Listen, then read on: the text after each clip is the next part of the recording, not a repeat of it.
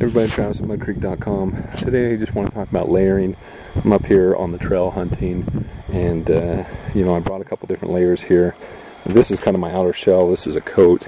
It's toward the end of September, so it's starting to cool off a little bit. We're in Idaho, but it's not too bad yet. There's a nice cool breeze today. This morning it was fairly cool, and last night when we stayed the night it was definitely cold. So this is nice to have, especially in the mornings and at nighttime.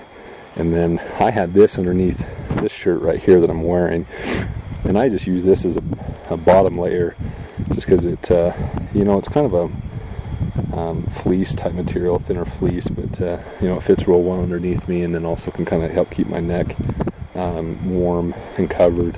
And also it's long sleeves, so that's nice as well.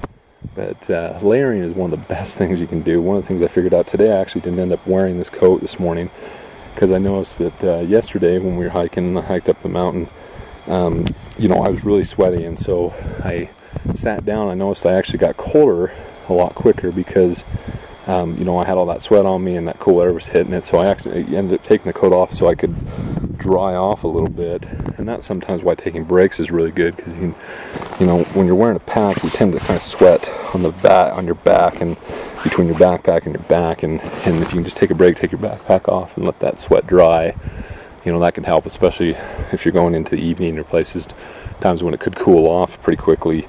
You want to make sure that you're not going to be caught and be freezing out there.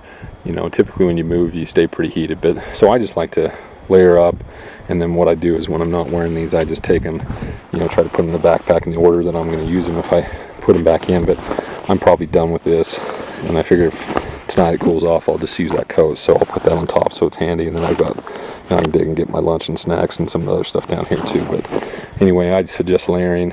It's also good for heat and cold, so you don't overheat and you don't go into hypothermia at all as well. They say you just don't want to sweat as much as you can.